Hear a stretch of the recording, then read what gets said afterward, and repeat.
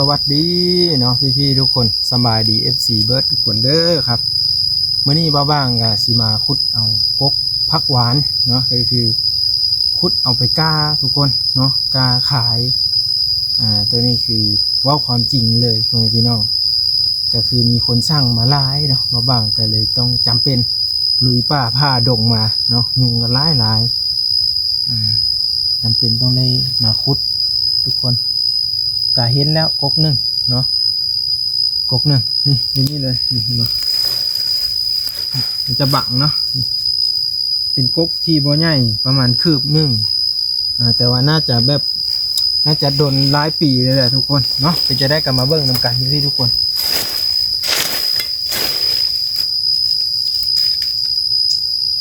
ต้น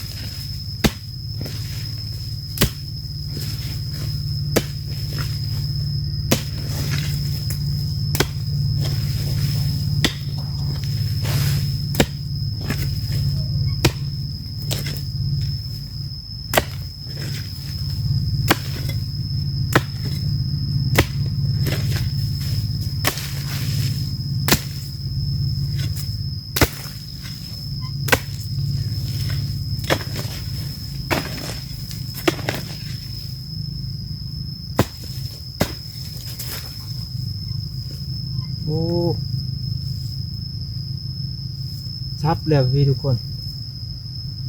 เฮ้ย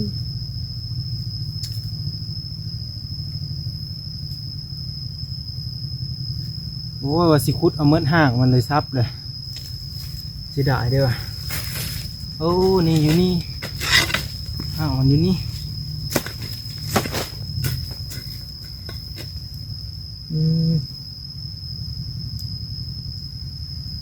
มันต้องจุ่งไว้อีกเพื่อให้มันแตกอีกนะทุกคนนั่นแหละถ้าเอาสิคุดเอาเม็ดเงานี่บ่ได้เนาะแต่ว่าตัวนี้เราจะเอาไปแช่น้ำยาก่อนเนาะแช่น้ำยาก่อนแต่หลังจากนั้นมันก็เป็นตุ่มอยู่ได้เลยนี่มันก็เป็นหากอยู่เป็นหากอยู่นี่ดิเอาไปแช่น้ำยาก็น่าจะเป็นทุกคนถ้ามันเคี้ยวมันงามมีช่างขึ้นมากะจังว่ากันอีกราคมราคาเนาะกะเมื่อยเติบอยู่ได้ขุดกับบอแมนบอเมื่อยได้เนาะยาเนาะทุกคนไปเอาได้แล้วก๊กหนึ่งนี่ใส่กระเป๋าเลยได้ลุนนี่แค่แต่มันฮักไปถือน้ำกินน้ำยังมาน้ำอีก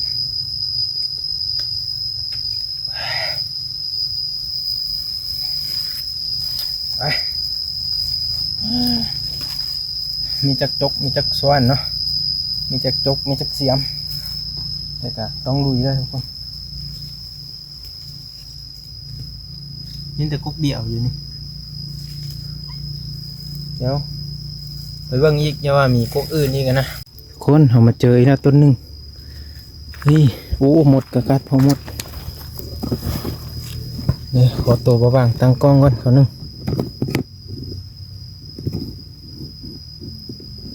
ตัวนี้คักลายทุกคนตัวนี้จะเป็นกกเลยเห็นป่ะพี่ทุกคน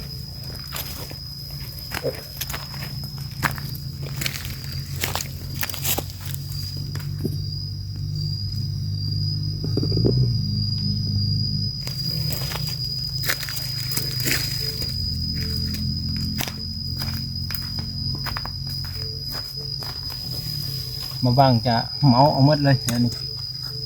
ก็คือตัวนี้มันจะเป็นง่า แล้วก็ต้นสมบูรณ์พร้อมทุกคนนี่เป็นใบออกมาแล้วบอกว่าอะไรมาบ้างว่าน่าจะเป็นหากมันเป็นน่าจะเป็นหากมันนะทุกคนแม่นเลยนี่หากมัน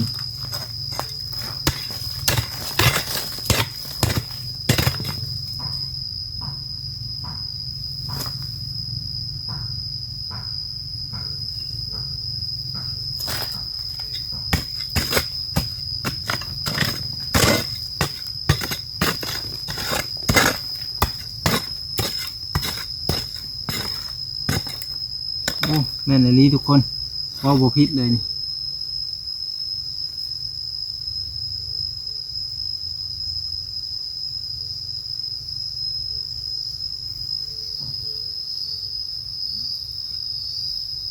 ลองเสี่ยงเบิ่งเนาะทุกคนเนาะก็คือสีซับเอาแต่บอนซับเอาแต่บอนนี้เนาะ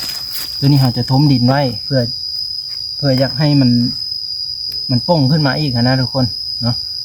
ได้เรามาลองรุ่นเบิ้งแล้วกันอีกเนาะถ้าว่าบ่บางได้โอกาสเข้ามาบ่บางก็จะถ่ายให้เบิ้งว่ามันป่งบ่นะแต่บ่บางก็จะทมดินไว้เก่าทุกคนเราจะซับเอาเนาะเดี๋ยวเราจะไปตัดนี้เพื่อจะเอาไปซ้ำเนาะให้มันเกิดอีกทุกคนไปเอาขานี้เลยปุ๊บนี่แหละ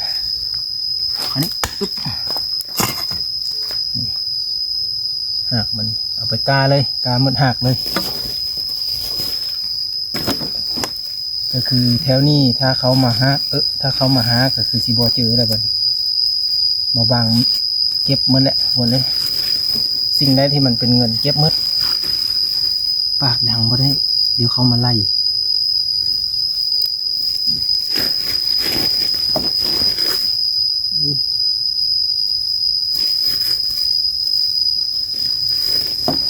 อันนี้คือมีคนสร้างร้ายนะทุกคนเขาก็เลยว่าลองเบิ้งลองเอาไปกล้าเบิ้งบางทีมันเป็นดิ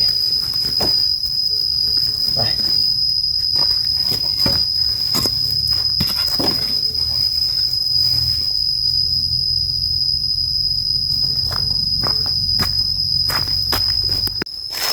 ต้นนี้นี่ก็ไม่เห็นทุกคนนี่แต่ว่าจะเป็นต้นใหญ่นะต้นนี้เป็นต้นใหญ่เนาะนี่ต้นนี้ก็ไม่เห็น2 ต้นเดี๋ยวจะมาเลาะมันเพราะว่าคันเฮาสิเอาต้นใหญ่ร้ายนี่จะมันตายทุกคนส่วนร้ายมันเกิดไปลามไปตามหน้าดินที่ชื่อนะเป็นหากมันอยู่แถวนี้มันต้องมีกกใหญ่มัน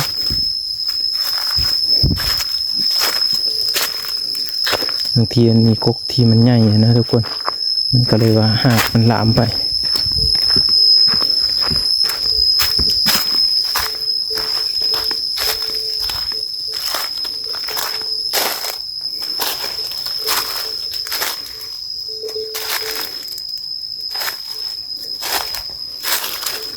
เห็นแต่ตัวนั้นไหมทุกคน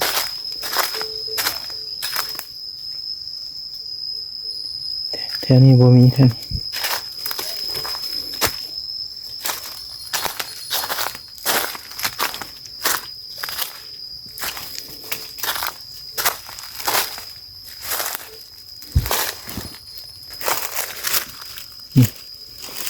ต้นไหนก็เห็นมีต้นแบบนี้ต้นนี้บ่โมเมนต์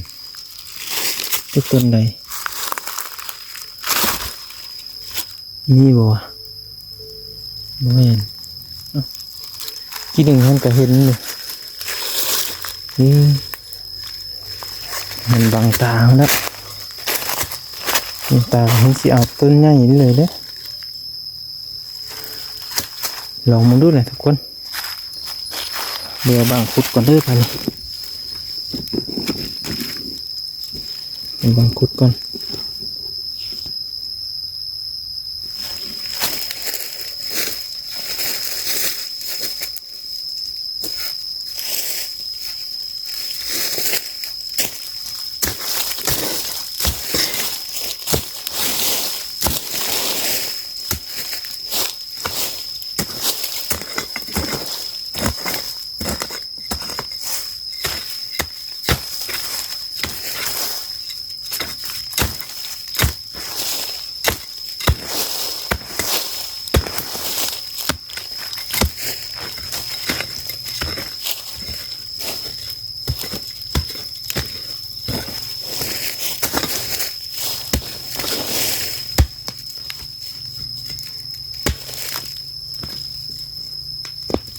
โอ้เรียบร้อยแล้วทุกคน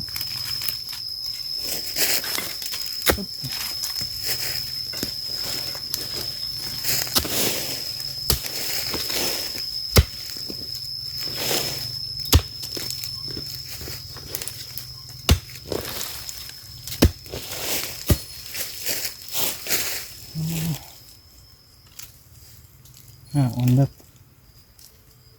ลามดิบเลยนะทุกคนพอละ3 ต้นเลยถ้าว่ามันบ่เป็นหรือว่าจังไดก็จังมาเบิ่งกันอีกเทื่อหนึ่งเนาะก็คือตอนนี้เราได้มาแล้ว3 ต้นเลยเอาไปแช่น้ำไว้ก่อนคืนหนึ่ง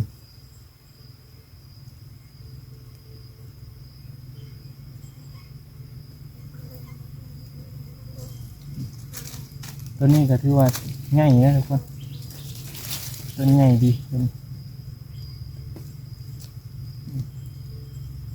ง่ายครับเดี๋ยวแปลงต้นนี้ไว้ก่อนเธอหน้าเอามาเอาสบาย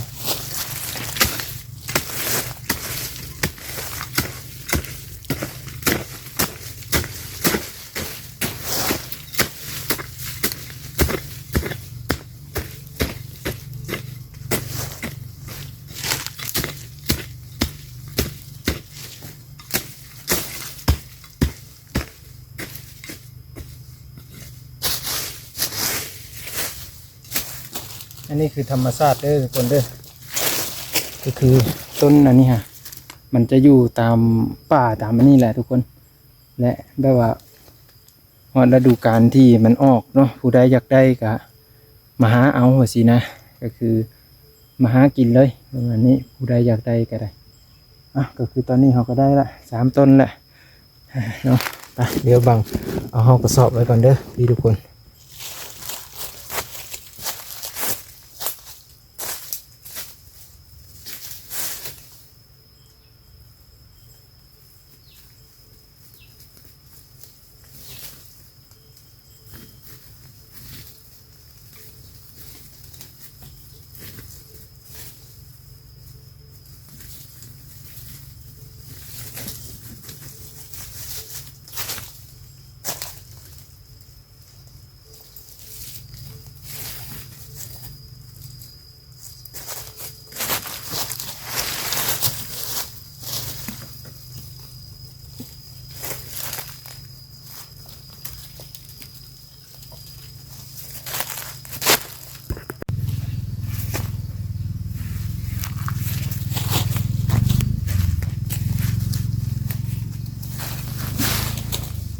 ตอนนี้ก็คือมาฮอดโซนน่ะเนาะเรียกว่าเหือทุกคนเอ้ยงอนก็เนาะมันคือมักจะเกาะกันแต่ว่า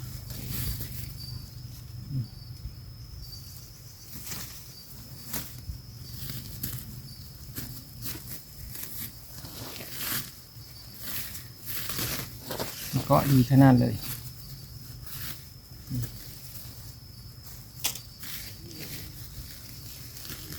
ตัวนี้น้อยกว่าหมู่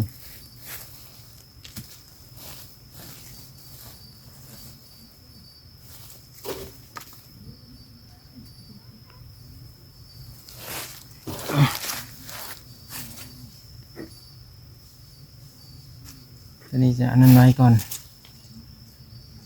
จะเอาใส่อันนี้เลยทุกคนใส่กระถางอันนี้เลยใส่น้ำไว้ก่อนนะ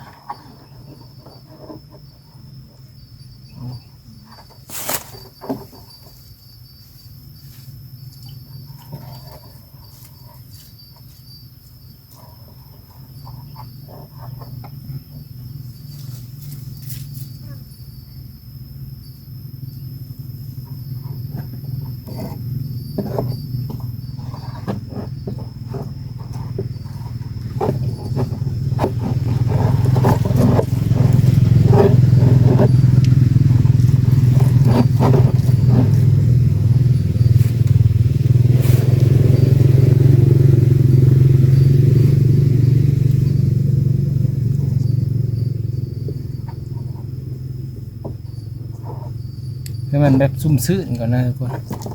มันตากแดดมาร้ายเลยก็คือ เมื่อนี้เขาก็ได้ไปแล้ว3ต้นทุกคนก็มีแต่ว่ารอติดตามเบิ่งตอนต่อไปอีเนาะพี่ทุกคนก็คือเขาจะมาก้าในบางทีก็จะแช่ไว้ประมาณคืนหนึงเพื่อให้มันอิ่มเนาะเพื่อให้มันดูดซึมน้ำเข้าไปหลายๆนอกจากนั้นเขาก็จะมาตัดแต่งกิ่งอิหยังมันออกหมดเนาะพวกกิ่งพวกงามันที่มันเกิดขึ้นหลายเขาก็ตัดออกนะทุกคนบางทีก็จะเอาไว้เลยเนาะบางทีก็บ่ตัดทุกคนเลยมีแต่ว่าซุ่มน้ำไว้แล้วก็มื้ออื่นเขาจังมาใส่อันนี้ใส่อันนี้เลยเนาะเอาลงใส่นี่แล้วก็เอาดินเอาหยังมาใส่เนาะเพื่อว่าเลี้ยงน้ำมันให้มันนั่นก่อนทุกคนบางทีบ้างก็จะเอาลงดินเนาะขุดลงดินเลยเพื่อให้แบบความซุ่มมันสิร้ายกว่าใส่กระถางเนาะใส่กระถางนี่มันต้องได้หดตลอดถ้าเอาลงดินนี่เขาหดมือหนึ่งบ่ามือหดก็ยังได้อยู่คนเพราะว่ามันซุ่มเนาะมันอยู่ห่มอยู่มีแต่รอติดตามเมืองตอนต่อไปพี่ทุกคนคลิปนี้คือบ้างไปหาต้นผักหวานอยู่กลางป่าเนาะได้มา3ต้นขมิกขาวบ่เห็นทุกคนก็เลยจะถามชาวบ้านก็มันอยู่ทางใดเพราะว่ามีลูกค้าสั่งมาแล้วต้นขมิกกับต้นผักหวานแล้วก็ต้นสะอมเนาะเดี๋ยวบ้างก็จะหามาทุกคนเนาะเดี๋ยวติดตามเบิ่ง EP ต่อไปหรือว่าคลิปต่อไปพี่น้องเนาะคลิปนี้ขอบพระคุณที่มาให้ความรู้และแชร์ประสบการณ์ทุกความคิดเห็นเนาะพี่น้องเนาะขอบคุณครับ